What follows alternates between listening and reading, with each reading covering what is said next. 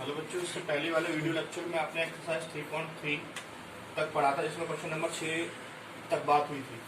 आज उससे जरा आगे बात करेंगे। तो देखते हैं क्वेश्चन नंबर 8 में क्या कह रहा है। क्वेश्चन नंबर 8 में एक मैट्रिक्स दिया है ए इक्वल्स टू, इसने कहा है 1 6 5 7 और इसने दो कंडीशन को सेटिस्फाइड करवा रहा है कि आप इस सिद्ध कर दीजिए कि ए प्लस ये सममित है और विषम सममित है। तो फर्स्ट में मैं पहले इसका ए डैश निकाल लेता हूँ। तो जो रो है उसको कॉलम में बदल दीजिए आप और कॉलम को रो में। ठीक, फर्स्ट में पूछा है ए प्लस ए डैश।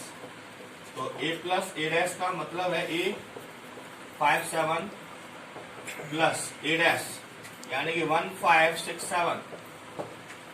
जब मैं इसको ऐड करूंगा मैट्रिक्स में 1 और 1 2 हो जाएगा, 6 और 5 11 हो जाएगा, 6 और 5 11 हो जाएगा, 7 और 7 14 हो जाएगा। ठीक, तो जो सममित की जो कंडीशन होती है उसके अनुसार इसको क्या कहते हैं, यानी कि a plus A dash equals to A dash के इक्वल होना चाहिए। तो एक काम करिए, हम इसका ये भी निकाल सकते हैं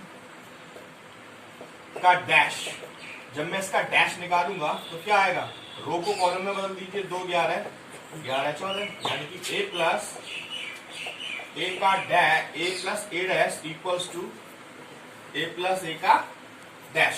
ठीक, ये दोनों ही इक्वल हैं, अतः यहाँ कह सकते हैं यह सममित क्या है, आव्यूह है। ठीक, इसके बाद इसका जो सेकंड पार्ट दिया है, सेकंड पार्ट में कहा है कि a माइनस ए डैश। तो a माइनस ए डैश आप निकाल लीजिए। a माइनस ए डैश जब हम निकालेंगे, a का वैल्यू कितना है, a का वैल्यू है 1 6 5 7 माइनस डैश का 1 5 6 7। ठीक, माइनस कर लीजिए। जैसे ही आप इसमें से माइनस करेंगे, 1 में से 1 गया 0, 6 में से 5 गया 1 और 5 में से 6 गया -1 और 7 में से 7 गया 0। ये बच रहा है, यानी कि a minus A dash equals to कितना आ रहा है, 0 1 -1 0। ठीक, अगर मैं इसको ऐसे लिख दूं a माइनस ए डैश, ठीक है, a माइनस ए का डैश मैंने निकाल लिया। इसका मैं अगर डैश निकालूं तो जो रो है उसको कॉलम बदल देते हैं और जो कॉलम है उसको रो में, और इसमें से भी मैंने माइनस कॉमन ले लिया है, 0 1 -1 0। देखो जरा ये दोनों इक्वल आ रहे हैं या नहीं, यानी कि a माइनस ए का डैश इक्वल्स टू इक्वल है किसके, a माइनस ए डैश के। ठीक, इस तरह से हम तो यहाँ लिख सकते हैं, या नेगेटिव लगा दीजिए क्योंकि यहाँ नेगेटिव लगा हुआ है। ठीक, नेगेटिव जो यहाँ वैल्यू दे रखी है ये इसके इक्वल हो गया।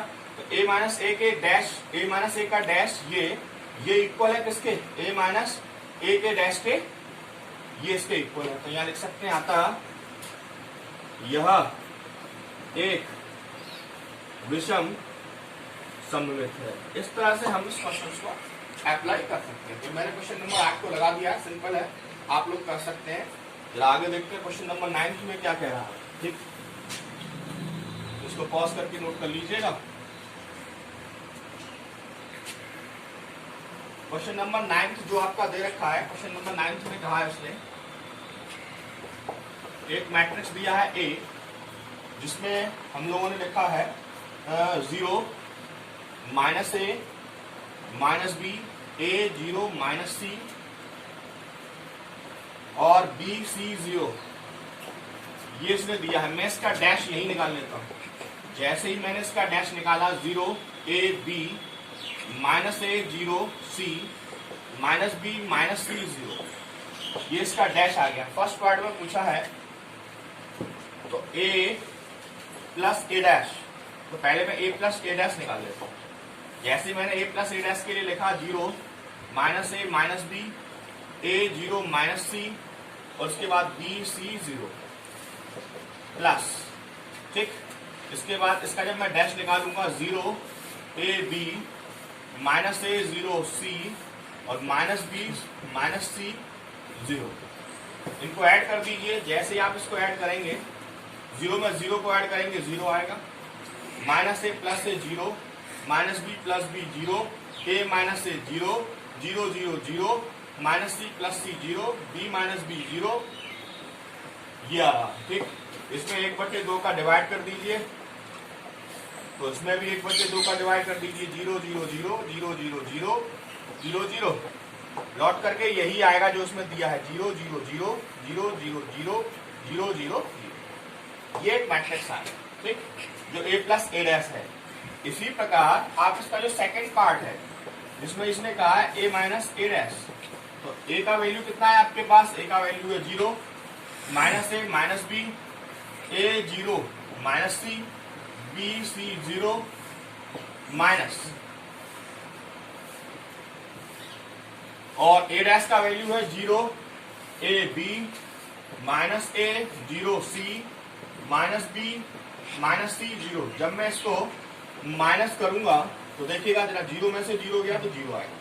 माइनस a माइनस का 2a माइनस b माइनस का 2b a plus a 2a 0 0 0 minus c minus का 2c b plus b 2b c plus c 2c और 0 0 0।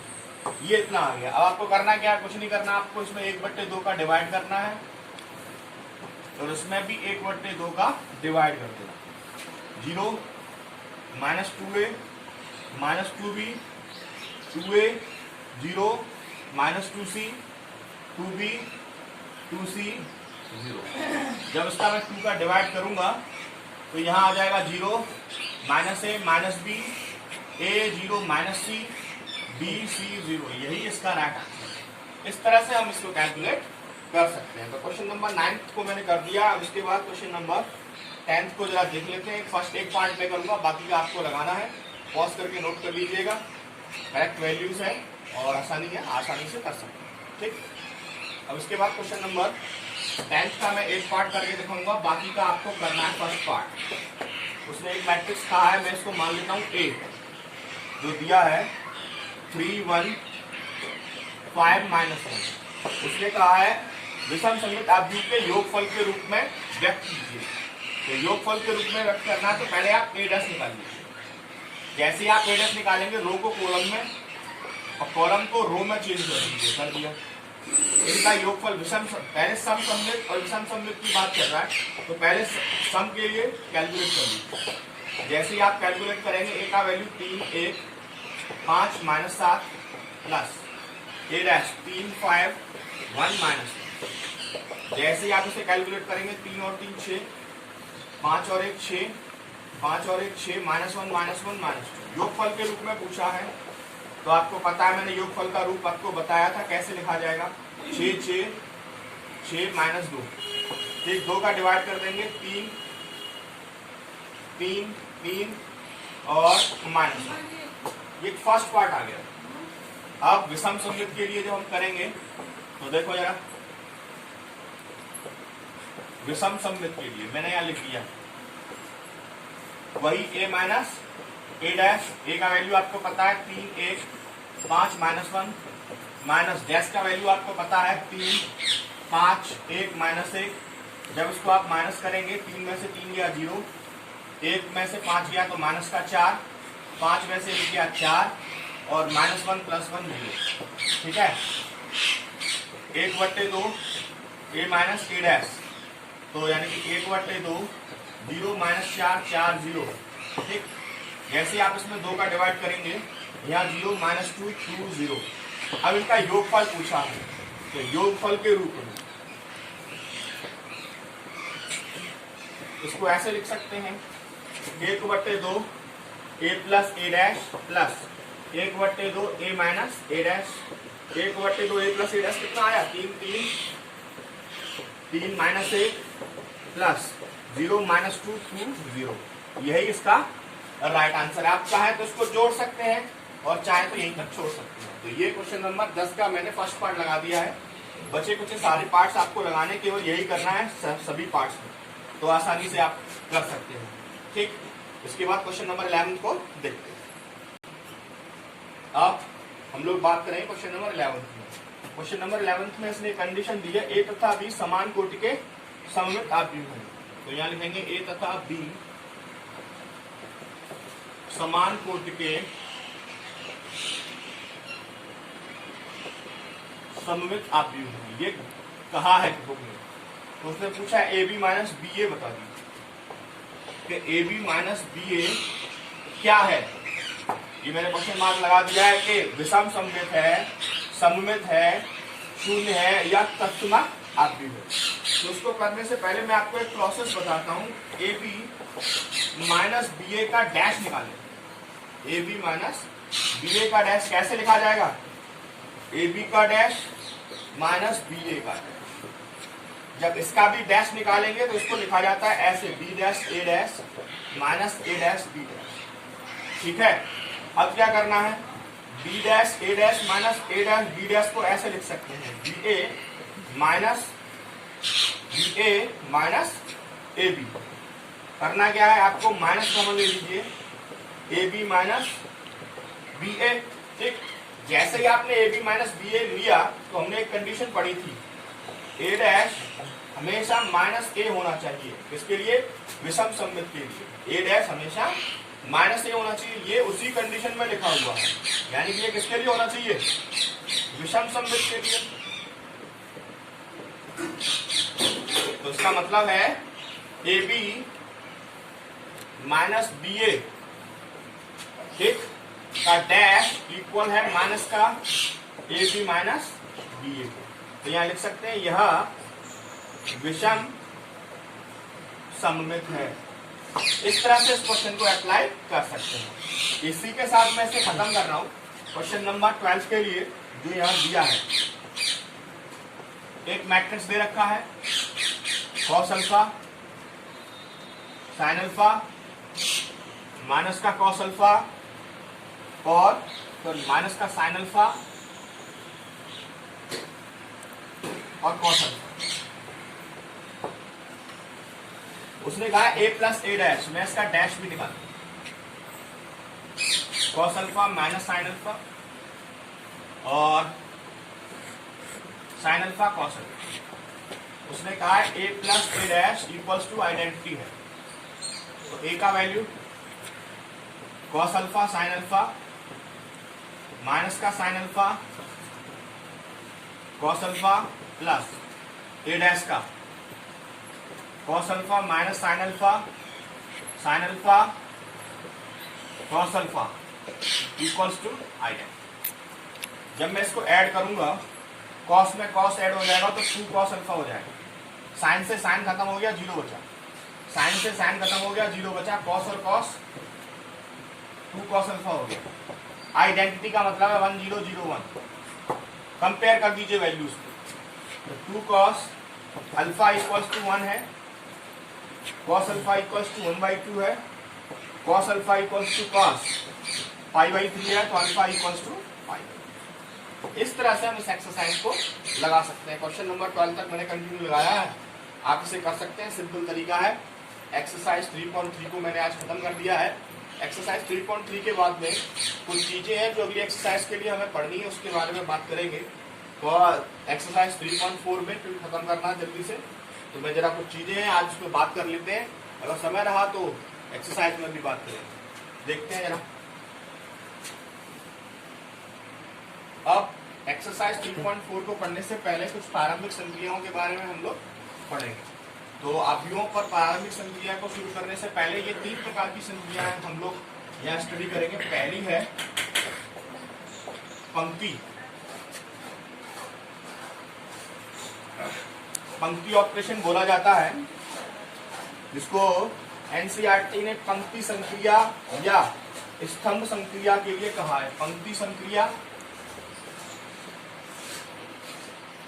या स्तंभ संक्रिया,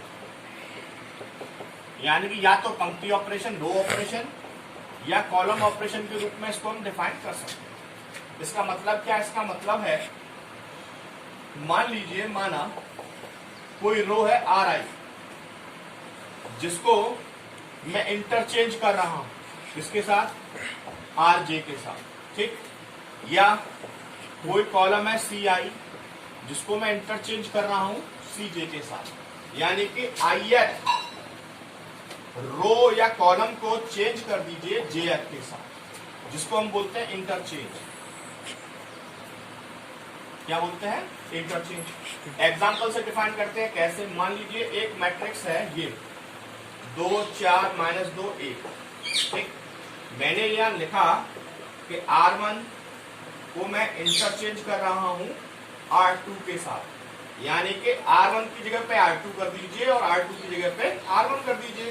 तो जो मैट्रिक्स आएगी बन करके वो ये आएगी, फर्स्ट रो की जगह पे तो सेकंड को पहुंचा दीजिए और सेकंड की जगह पे फर्स्ट रो। ठीक, इसी तरह से यही मैट्रिक्स अगर हम यहाँ लें, एक मैट्रिक्स दूसरा लिया मैंने B -1 2 3 4, मैं यहाँ कहूं कि C1 को मैंने इंटरचेंज कर दिया है C2 के साथ, तो कॉलम को आप बदल दीजिए। जैसे हम कॉलम को बदलेंगे 3 4, यानी फर्स्ट कॉलम की जगह पे सेकंड को और सेकंड कॉलम की जगह पे फर्स्ट को, तो ये इंटरचेंज का रूल है पहला, यानी कि अगर हम रो और कॉलम को आपस में इंटरचेंज कर सकते हैं। इससे मैट्रिक्स के ऑर्डर पर या मैट्रिक्स पर कोई भी इफेक्ट नहीं आता, केवल हमें बस रो और उसको चेंज करना है। तो ये फर्स्ट रूल है जिसमें पंक्ति संक्रिया स्तंभ संधि क्रिया को मैंने साथ में लेकर के बताया कि हम इंटरचेंज कैसे कर सकते हैं। इसके बाद जो सेकंड रूल है जिसमें कहा गया है, सेकंड रूल में बात की है, मैं इसमें लिख रहा हूं, माना किसी पंक्ति या स्तंभ को किसी स्केलर, जो जिस दिन मैंने बात की थी स्केलर से गुणा करने को, अगर हम किसी पंक्ति या स्तंभ को किसी स्केलर से गुणा कर दें, जैसे मैं यहाँ लिखूं R1, ठीक है, को मैंने गुणा कर दिया है 2R1 से, यानी कि R1 रो को मैंने 2 से गुणा कर दिया है, या और उसको किसकी जगह पे रखा है R1, यानी बदलाव किसमें हो रहा है R1 में, जहां से एरो शुरू होता है उसमें बदलाव की, यानी इसमें बदलाव की बात कर रहा है। R1 में 2 से गुणा करके जो नया वैल्यू आएगा उसको किसकी जगह पे रखना है, R1 की जगह पे। जैसे मान लीजिए एक मैट्रिक्स है 3 6 5 2, मैं यहां लिख दूं R1 3R1, यानी कि R1 की जगह पे आप 3 का गुणा करके लिख दीजिए। तो आप कैसे लिखेंगे, 3 चौका 9, 3 पंजे 15, 6 2, इस तरह से। या ये दे रखा हो एक मैट्रिक्स B -3 2 1 4, मैं यहाँ कहूँ कि C1 की जगह पे आप 4 से गुणा कर दीजिए। तो आप कैसे लिखेंगे, आप ऐसे लिख देंगे इसको, जो नया मैट्रिक्स आएगा। ठीक, हम इसको ऐसे लिख सकते हैं कि जैसे ही मैं C1 में 4 से गुणा करूंगा, फर्स्ट कॉलम है 4 3 12, 4 2 8 1 4, यानी कि किसी स्केलर क्वांटिटी का किसी पंक्ति में या स्तंभ में गुणा या भाग करके हम इसको ऐसे लिख सकते हैं। तो ये सेकंड ऑपरेशन की बात हुई, स्केलर का गुणा करके हम इसको ऐसे डिफाइन कर सकते हैं। अब इसमें एक थर्ड ऑपरेशन बचा जिसमें हमें जोड़ना है या घटाना है, तो जरा उसके बारे में भी बात कर लेते हैं कि तीसरे ऑपरेशन में क्या कहा है। आप इसको पॉज करके नोट करिएगा, मैं जैसे अब आगे बढ़ा देता हूँ कि हम तीसरे ऑपरेशन में क्या स्टडी करेंगे। तो तीसरा टॉपिक है जिसमें हम बात करेंगे कि पंक्ति या स्तंभ को किसी स्केलर से गुणा करके जोड़ना। सिंपल सी बात है, मान लीजिए एक मैट्रिक्स है 3 -2 4 1, ठीक है। अब मैं इसको ऐसे लिख दूं, यानी कि R1 को हम बदल रहे हैं, ठीक है, R1 + 2R, तो किसमें गुणा हो रहा है, केवल R2 में गुणा हो रहा है। ठीक, तो इसको एक लिखने का सरल प्रोसेस मैं आपको बता देता हूं जिससे हम जल्दी से कर सकते हैं। तो जरा देखिएगा, R1 का वैल्यू कितना चेंज किसकी जगह पे होगा, R1 की जगह पे। R1 का वैल्यू कितना है 3 और 4, गुणा किसमें करना है R2 में, इस R2 में गुणा कर दीजिए, 2 दूनी 4, 2 1 2, क्या करना है, जोड़ना। 3 में से 4 गया -1, 4 और 2 6। जो नया मैट्रिक्स आएगा हम उसको ऐसे लिख सकते हैं। ठीक, जो नया मैट्रिक्स आएगा यानी कि पहला वाला यानी R1 की जगह पे चेंज होना है, तो -1 और 6 तो यहाँ आ जाएगा, और जो लास्ट वाला है जैसा है वैसा ही इसमें आएगा। इस तरह से हम इसमें किसी भी संख्या को गुणा करके और उसमें जोड़ सकते हैं या घटा सकते हैं। जो प्रोसेस मैंने इसमें लगाया है वही प्रोसेस हम स्तंभ में भी लगा सकते हैं। जैसे यही ले लेते, यही मैट्रिक्स है 3 -2 4 और 1, मैं अभी यहाँ कहूँ कि C1 की जगह पर चेंज कर दीजिए C1 + 3C2। ठीक, तो आपको करना क्या है, C1 की जगह पर चेंज करना है, तो जरा लिखेंगे कैसे, तो C1 की जगह पर 3 का गुणा करते हैं, तो ये तो 3 है, ये 3 दूनी 6 हो गया, 6 में से 3 गया, पहला वाला कॉलम कितना है 3 का C1 कितना है 3 और C2 कितना है, इसमें 4 का गुणांक 3 का गुणांक करना है। तो C1 4 3 12 और 3 15 और ये -2 और 3 जिसको जोड़ना है तो यहाँ बचेगा 1, यहाँ बचेगा 4, यहाँ बचेगा 1। इस तरह से हम इसको चेंज कर सकते हैं। तो ये एक प्रोसेस है जो 3 आइडेंटिटी थी मैंने आपको बता दिया, जोड़ना घटाना सब इसी में अप्लाई हो जाएगा। ठीक, इस तरह से हम आव्यूहों पर प्रारंभिक संक्रिया को कैलकुलेट कर सकते हैं। सरल तरीके से बताया है, आशा कर रहा हूँ कि आपके समझ में आ रहा होगा। अब इसके बाद इस मैट्रिक्स के अंदर एक नया टॉपिक और आता है, उसको हम बोलते हैं इन्वर्टेबल मैट्रिक्स, यानी कि व्युत्क्रमणीय आव्यूह। तो जरा इन्वर्टेबल मैट्रिक्स के बारे में जानते हैं कि इन्वर्टेबल मैट्रिक्स होता क्या है और इन्वर्टेबल मैट्रिक्स को कैसे हम डिफाइन कर सकते हैं। तो जरा देखते हैं, इसको जरा नोट करिएगा। तो इन्वर्टेबल मैट्रिक्स को भी देख लेते हैं कि इन्वर्टेबल मैट्रिक्स में क्या कहता है। तो व्युत्क्रमणीय आव्यूह इन्वर्टेबल मैट्रिक्स होता क्या है। मान लीजिए हम इसको ऐसे डिफाइन कर सकते हैं, ए एक स्क्वायर मैट्रिक्स है, मैंने यहां लिख दिया है, एक वर्ग आव्यूह स्क्वायर मैट्रिक्स है। तो अगर हमें इन्वर्टेबल मैट्रिक्स को डिफाइन करना है तो हम यहां लिख सकते हैं ए को व्युत्क्रमणीय आव्यूह कहा जाएगा कब, यदि हम एक ऐसे मैट्रिक्स की कल्पना करें, यानी एक ऐसा मैट्रिक्स बी हो, यदि बी एक ऐसा आव्यूह हो, बी एक ऐसा आव्यूह हो जिससे हमें क्या मिल जाए, A B equals to B A equals to identity हो। यानी कि अगर हम ए बी निकालें और बी ए निकालें तो उससे हमें क्या मिले, आइडेंटिटी मिले। यानी कि ए को तभी हम इन्वर्टेबल कह सकते हैं यदि हम उसमें एक ऐसा बी आव्यूह हो जिसमें ए बी का गुणा या बी ए का गुणा करने के बाद उससे हमें क्या मिले, आइडेंटिटी मिले। तो हम यहां कह सकते हैं देन, तब हम कह सकते हैं कि B is called a invertible, B is called a invertible matrix, यानी कि व्युत्क्रमणीय आव्यूह। तब हम इसको कह सकते हैं, और ये इन्वर्टेबल मैट्रिक्स ऑफ ए, यानी कि बी जो है इन्वर्टेबल मैट्रिक्स है किसका, ए का, जिसका सिंबल है ए इनवर्स। यानी कि बी ए का इन्वर्टेबल मैट्रिक्स है और ए बी का इन्वर्टेबल मैट्रिक्स है। इस तरह से हम इसको डिफाइन कर सकते हैं। तो ये इन्वर्टेबल मैट्रिक्स की कंडीशन थी कि हम व्युत्क्रमणीय आव्यूह को कैसे कैलकुलेट कर सकते हैं। तो ये मैंने यहाँ आपको डिफाइन कर दिया। यदि ए बी बराबर B A equals to identity हो तो हम कह सकते हैं कि ये एक इन्वर्टेबल मैट्रिक्स है, और इसके लिए एक किसी भी मैट्रिक्स का स्क्वायर मैट्रिक्स होना आवश्यक है। तो अब जरा आगे चलते हैं इन्वर्टेबल के बाद में कि और क्या दिया है इस बुक ने, तो जरा उसको भी स्टडी करके खत्म करने की कोशिश करते हैं। यानी कि इसको मैं ऐसे भी लिख सकता हूं, यानी कि B equals to A inverse और A equals to B inverse. मैंने बोला था ये उसका व्युत्क्रमणीय है और ये उसका व्युत्क्रमणीय, ऐसे भी लिखा जा सकता है। तो जरा देखते हैं कि व्युत्क्रमणीय आव्यूह के बाद में और क्या दिया है।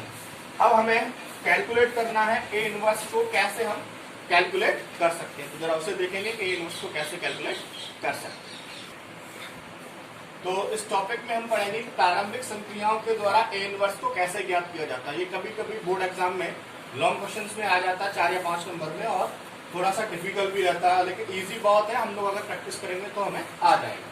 तो ए इनवर्स ज्ञात करने के 2 प्रोसेस है। पहला मैं यहाँ लिखता हूं रो ऑपरेशंस के द्वारा। हम इसको रो ऑपरेशन के द्वारा, केवल रो ऑपरेशन के द्वारा कैलकुलेट कर सकते हैं। जब हम रो ऑपरेशन को लगाते हैं तो सबसे पहले हमें ये लिखना होता है ए equals to I A.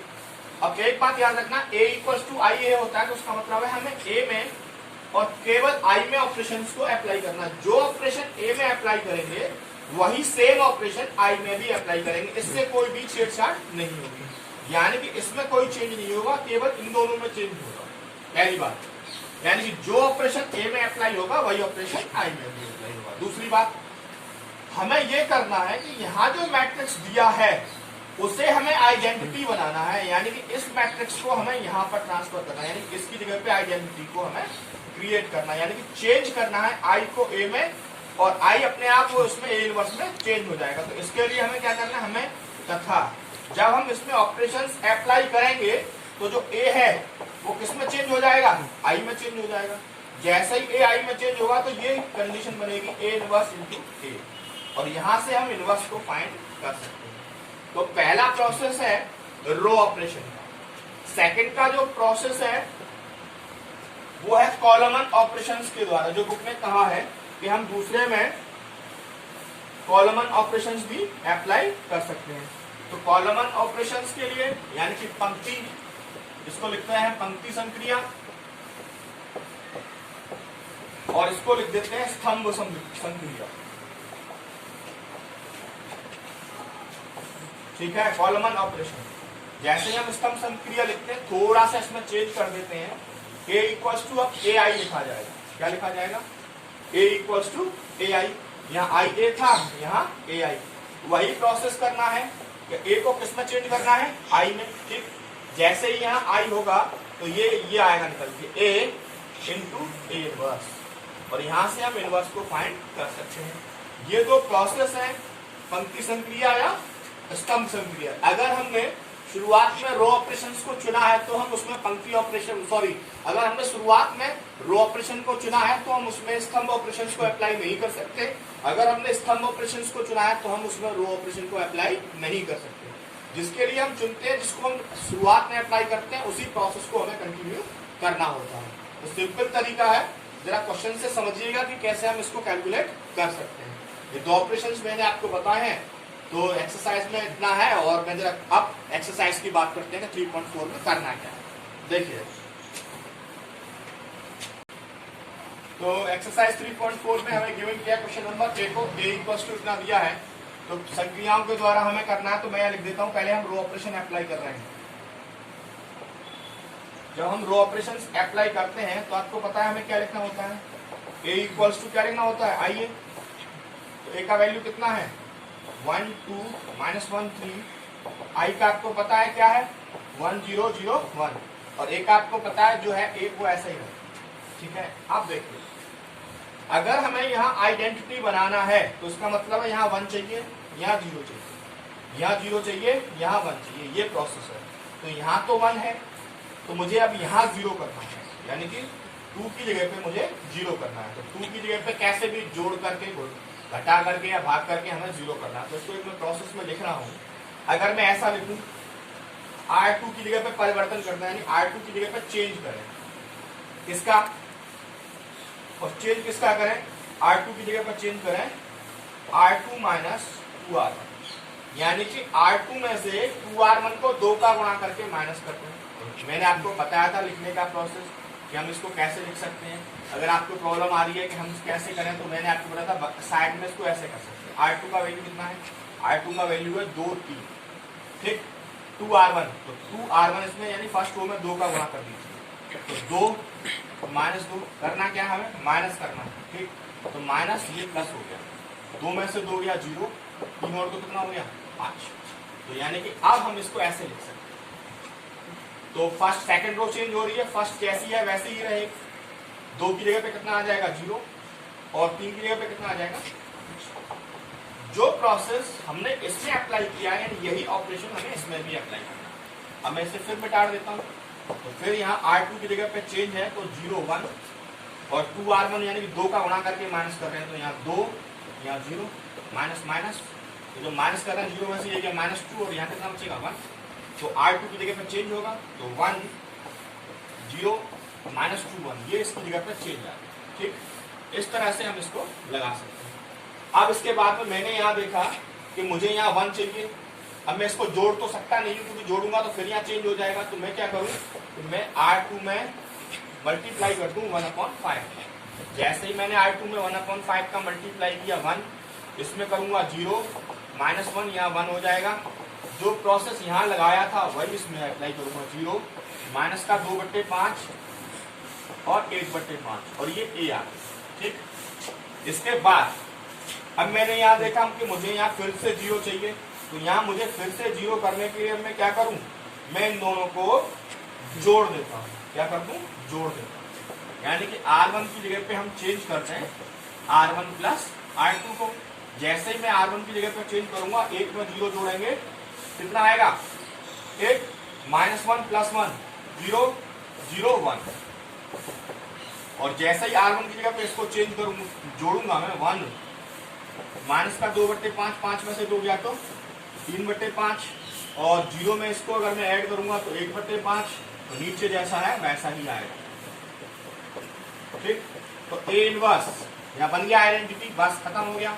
A inverse 3/5 -2/5 1/5 1/5। एक बार मैं आंसर चेक कर लूं कि कितना आ रहा, 3.4 पर 3/5 -2/5 1/5 1/5 करेक्ट वैल्यू है। तो इस तरह से हम इसको कैलकुलेट कर सकते हैं। क्वेश्चन नंबर फर्स्ट को मैंने लगाया, सिंपल तरीके से आप आसानी से इसको कर सकते हैं। तो इसके बाद में एक और देख लेते हैं जिससे कि आपको परेशानी ना हो। Question number second, question number second में हमें गिवन किया है और वही चुनेंगे कि रॉ ऑपरेशंस को ही अप्लाई करेंगे। जब हम रॉ ऑपरेशंस को अप्लाई करेंगे तो आपको पता है हमें लिखना क्या है, A = I लिखो। A का वैल्यू 2 1 1 1, I का वैल्यू आइडेंटिकल है। अब करना क्या है आपको, यहाँ पे 1 बनाना है, यहाँ 0 बनाना है, यहाँ पे ये 1 बनाना, यहाँ पे 0 बनाना है, यहाँ 1 बनाना है। तो सबसे पहले आप एक काम करिए कि R1 को चेंज कर लीजिए। ठीक है, तो R1 को जब हम चेंज करेंगे तो R1 की जगह पे R1 माइनस R2 मैंने अप्लाई किया, यानी कि R1 में से R2 को आप माइनस कर और R1 की जगह पे लिखिए। तो 2 में से 1 गया, यानी कि रो में से रो को माइनस करना है। 2 में से 1 गया, 1 बचेगा, 1 में से 1 जाएगा, 0 बचेगा। लास्ट वाला जैसा है वैसा ही ऐसे ही इसमें अप्लाई कर दीजिए। 1 में से 0 गया 1, और 0 में से 1 गया -1, लास्ट वाला जैसा है वैसा। ठीक है, अब क्या करना है, अब यहाँ 1 आ गया है और यहाँ पर 1 आ गया है, हमें कुछ नहीं करना, हमें यहाँ केवल अब इसको हमें 0 करना है। ये यहाँ से कैसे भी 0 हो जाए। तो 0 करने के लिए या तो आप ये अप्लाई कर दीजिए R2 की जगह पे R2 माइनस R1 कर दीजिए। ठीक है, तो जरा यानी कि R2 चेंज है 1 0, R2 में से यानी 1 में से 1 गया, कितना बचेगा 0, 1 में से 0 जाएगा, कितना बचेगा 1। ऐसे ही इसमें अप्लाई कर दीजिए। ठीक, R2 में से जो फर्स्ट रो है वो तो जैसी है वैसी ही रहेगी, 0 -1 -1 1 -1 और +1 प्लस का 2 हो जाएगा। ठीक, तो ये आ गया आपका, यहाँ आइडेंटिकल बन गया। इसको लिख सकते हैं A इनवर्स = 1 -1 -1 2। ठीक, मैं जरा आंसर चेक कर लेता हूँ कि कितना आ रहा है।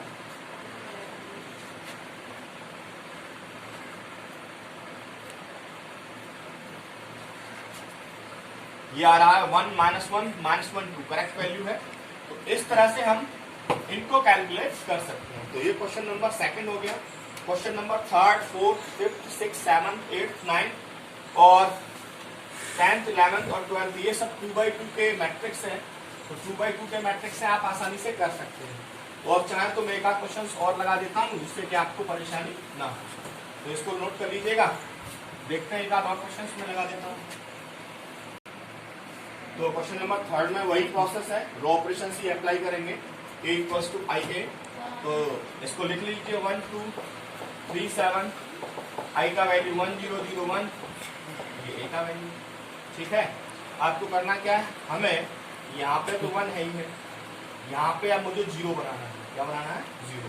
तो मैं इसको ऐसे लिख सकता हूँ R2 की जगह पे, यानी कि R2 -2R। ठीक है, तो जब मैं अप्लाई करूंगा तो कैसे, यानी कि R2 चेंज हो रहा है तो 1 3, यहाँ कोई चेंज नहीं है। इसमें जब मैं चेंज करूंगा R2 में 2 का गुणा, 2 में से 2 गया तो 0, और 7 में से 6 माइनस करेंगे, 7 में से 6 माइनस करेंगे तो 1 बचेगा। ठीक, यहाँ पर R1 में कोई चेंज नहीं है। R2 में से 2R1 को 0 -2 और 1 -0 1 दिया। ठीक है, अब करना क्या है, अब कुछ नहीं करना आपको। यहाँ पर 3 दिया है लेकिन मैं इसमें 3 का डिवाइड नहीं कर सकता, क्योंकि अगर मैं 3 का डिवाइड करूंगा तो 1/3 यहाँ हो जाएगा और यहाँ पर 1 हो जाएगा।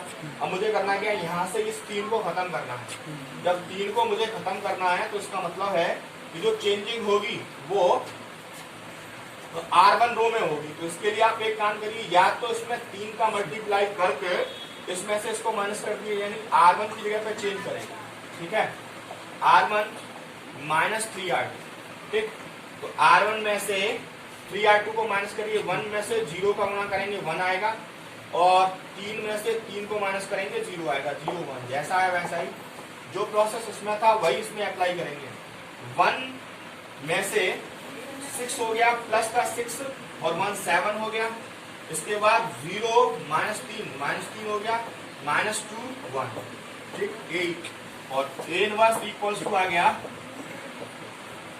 7 -2 -3 और 1। इस तरह से हम इसको कैलकुलेट कर सकते हैं। एक बार आंसर फिर टैली कर लेता हूं कि कितना आ रहा है। 3.4 का 7 -2 -3 1, यही करेक्ट वैल्यूज आ रही है। तो इस तरह से तो मैंने क्वेश्चन नंबर 3 तक लगा दिया है।